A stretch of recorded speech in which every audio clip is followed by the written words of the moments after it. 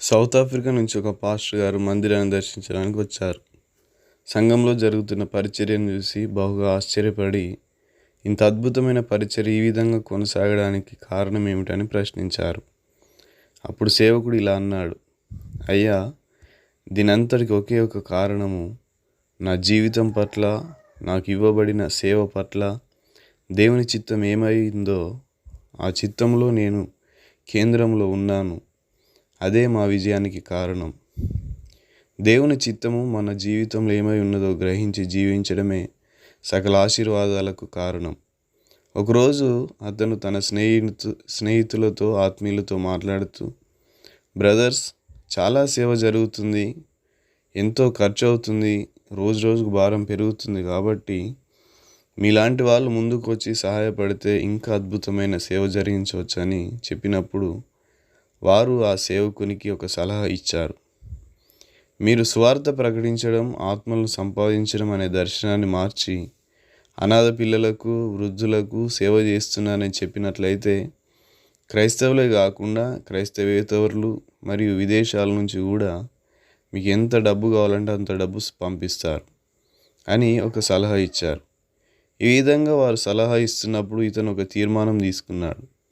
ప్రభువు నన్ను సోషల్ వర్కర్గా పిలవలేదు, కానీ సువార్థికునిగా, కాపరిగా ఉండమని పిలిచాడు. ఇదే నా పట్ల దేవుని చిత్తమై ఉన్నదని గ్రహించి నేను ఆ చిత్తం యొక్క కేంద్రంలోనే ఉండాలని నిర్ణయించుకున్నాను.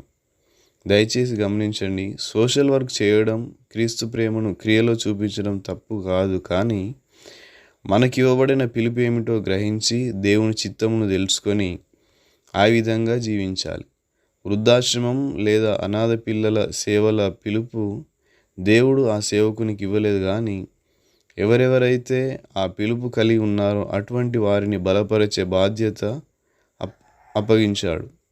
అందుకే ఎన్నో అనాథ శరణాలయాలకు, వృద్ధాశ్రమాలకు, వృద్ధులకు ప్రతి నెల సహాయం చేస్తున్నాడు ఈ సేవకుడు. క్రీస్తు ప్రేమను క్రియలో చూపించగలుగుతున్నాడు. మనం చేస్తున్నటువంటి సేవ, పరిచర్య, అలాగే మన కుటుంబం అభివృద్ధి చెందాలంటే, మనము పరలోకం చేరాలంటే దేవుని చిత్తం చేయుటే మార్గము. నా తండ్రి చిత్తం చేయువాడే పరలోకంలో ప్రవేశించును అని చెప్పి మత్తయి సువార్త 7:21 కనబడుతూ ఉంటుంది.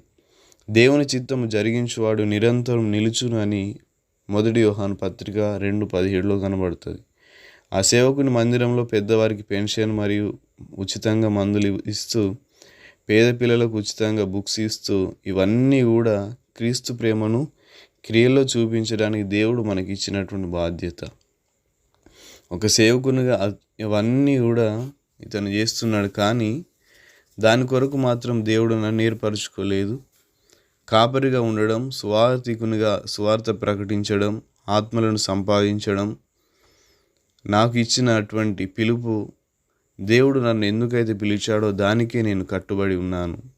సులభంగా డబ్బులు సంపాదించడానికి, లోకానుసారమైన ఆస్తులు కూడబెట్టుకోవడానికి, వారికి ఇవ్వబడిన దర్శనానికి మార్పులు చేర్పులు చేసి ఆఖరికి దేవుడిచ్చినటువంటి పిలుపును పక్కకు పెట్టి ఈ జీవన సంబంధమైన వ్యాపారంలో చిక్కుకుపోయిన వారు అనేక మంది ఉన్నారు. ఫలభరితమైన సేవను వారు చేయలేకపోవటం గల కారణం వారు దేవుని చిత్తం యొక్క కేంద్రంలో లేకపోవడమే. దేవుడు నిన్ను పిలిచిన పిలుపు జ్ఞాపకం ఉంచుకొని, దేవుడు ఒక ఉద్దేశంతో నిన్ను పిలిచి ఉండొచ్చు, కానీ నీవు మాత్రం సులభంగా డబ్బు సంపాదించడానికి దేవుని చిత్తాన్ని ప్రక్కకు పెట్టేసి ఎందుకని ఈరోజే నిన్ను నీవు ఒక్కసారిగా పరిశీలన చేసుకోలేవా? దేవుని చిత్తాన్ని గ్రహించలేవా?